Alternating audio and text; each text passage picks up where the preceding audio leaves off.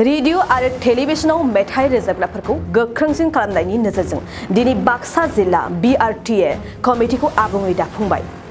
बाक्सा जिल्लानि मसलपुराव बाक्सा जिल्ला बड' रेडियो एन्ड टेलिभिजन आर्टिस्ट एसोसिएशनखौ बयनिबो हेफाजाबजों दाफुंनाय जायो।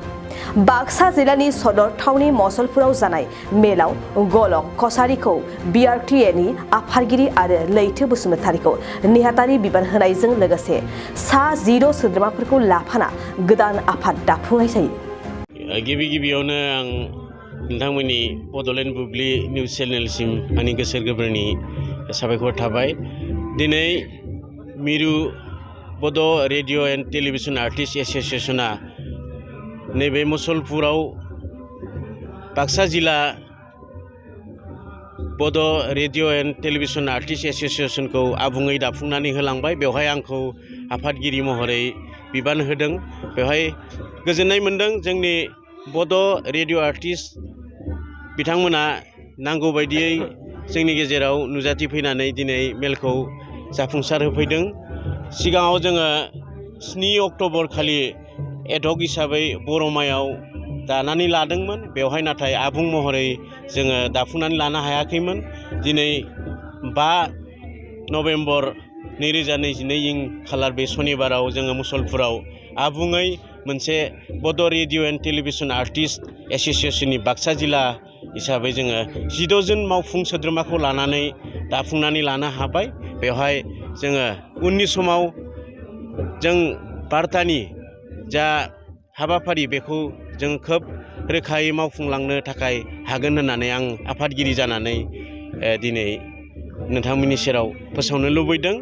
आरो जोंनि बाक्सा जिल्ला बेन्दोङाव थानाय माखासे रेडियो आरो टेलिभिजन महरगिरि बिथांमोना जाफोरा दिनै बे मेलाव नुजाथिफैनो हायाखै बिथांमोनखौबो आं खावलायनो लुबैदों जे बिथांमोना जाहाथे उननि समाव फैनानै जोंजों हेफाजाब होफैयो, थुलुंगा होफैयो, जाहाथे गावबा गावनि इयुननि थाखाय बे BRTA जा थांखि लागोन बे हाबाफारिफोराव जाहाथे गावबा गावखौनो सासे महरगिरि हिसाबै इयुनाव सोलिलांनायनि राहाखौ रोखा खालामनानै लाफैगोन होननानै जोङो बिथांमोनखौबो खावलायनो लुबैयो। गिबियावनो आंनि दिनै जोङो माने जों सेन्ट्रेलनिफ्राय जोंहा मिरु सेन्ट्रेलनिफ्राय जोंनि BRTAनि बिबानगिरि बिथांमोना फैनानै जोंनि बाक्सा जिल्ला जिथु BRTA बड' रेडियो टेलिभिजन आर्टिस्ट एसोसिएशन बेखौ आबुङै दाना होबाय। बेहाय आङो गाहाय नेहाथारि हिसाबै आंखौ सायख'नानै बिबानखौ होनाय जाबाय। आङो गोजोननाय मोनबाय। जिखुनु आङो गिबियावनो नोंथांमोननि बे बड'लेण्ड बुब्लि बे चेनेलनि गासै मावगिरि बिथांमोनखौ आङो लोगोसेनो जोंनि बाक्सा जिल्ला BRTAनि जानानै गोजोननायखौ बावहरबाय। दा जोंनि दिनैनि बे दाफुंनाया आबुं महर दिनै जाहैबाय। बाक्सा जिल्ला BRTAनि जिथु जोंनि बडि दाफुंनाय बियो दिनै फुल प्लेजेड जाबाय आरोखि, एप्रुभ खालामनानै होबाय मिरुनिफ्राय फैनानै। बेवहाय बेसेबांसो बिबान लानाय जादों फोरमायनो? बेवहाय ओरैनोथ' जोङो मोनसे आफाद जानो नांगौबा जेसेबां जोंनो नांगौ आफादगिरि, नेहाथारि, लोगोसेनो माखासे एसिसटेन्ट, लेङाइ आफादगिरि, माखासे जिखिनि नांगौ बादि बेखौ जोङो मोनफुंनो हादों आरो दिनै जोबोद मोजां जादों। नोंथाङा गाहाय नेहाथारि हिसाबै फैबाय थानाय समाव बार्तानि जानानै माबायदि खामानि मावलांनायनि थांखि दं फोरमायगोन नामा? बेथ' बार्तानि नेहाथारि हिसाबै आसलते बे जोंनि जिथु बड' रेडियो टेलिभिजन आर्टिस्ट एसोसिएशन बेखौ दानायनि मुल उद्देश्यआनो जाहैबाय नैबे जोंनि गेजेराव दिनैसिम माखासे आर्टिस्टफोर रेडियो महरगिरि बिथांमोना दिनैसिम बोरायनानै थांबाय, खायसेया बैसोआ एकदम रालांजोब्बाय, दिनैसिम जेबो माने गभर्नमेन्टनिफ्राय हयथ' अनसुंथाइ मोनाखै जों मोनथिनायाव।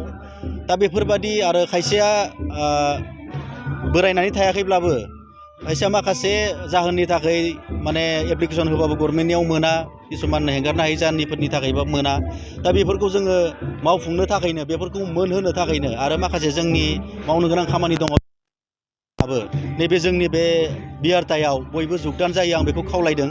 आरो जुगदान जानानै गाव गावनि मोन्थायखौ मोननो थाखाय जाहाथे नैबे जुगदान जोंनि आफादनि गेजेरजों बयबो सहाय सहयोग हेफाजाब लालायनानै गावनि मोननांगौखौ मोनहोनानै लायो आं बेखौनो खावलायदों। फै बयबो फै जमदुवा दख'रानि थाखाय मोनसे फोसावथाय गसाइगाव महकुमानि सिङाव थानाय जमदुवा दख'रा एबसुआ सानथामनि हाबाफारिजों गाजा गोमजायै 5थि खेब बोसोरसालिया जथुम्मा खुंफुंगोन। फैगौ नबेम्बर दाननि 6, 7 आरो 8 खालारखालि सानथामनि मेहेरगोनां हाबाफारिजों गाजा गोमजायै खुंफुंगोन। मख'नो गोनांदि खुंफुंनो गोनां जथुम्मायाव बायदि मेहेरगोनां आयदाफोरबो लाफानाय जादों। बेबायदिनो भलिबल, काबादि, खन्थाइ आवरायनाय, लिरनाय बायदि बायदि दिन्थिफुंनाय आयदाफोर लोगोआव जांख्रिथायारि देंखोगिरि दैख्लं खुंगुर बसुमतारी देंखोमु 1, 2, 3 मेथाइ खननाय बादायलायनायबो लानाय जागोन। फारि बायदियै देंखोमु 1, 2, 3 मेथाइ रोजाबनायाव दख'रानि बेन्दोंआव थानाय गामिफोरनिफ्राय 14 बोसोरनिफ्राय 30 बोसोरसिमनि गेजेराव थानाय बिजाथिफोरा मेथाइ रोजाबगिरिफोरा बादायलायनायाव बाहागो लानो हागोन।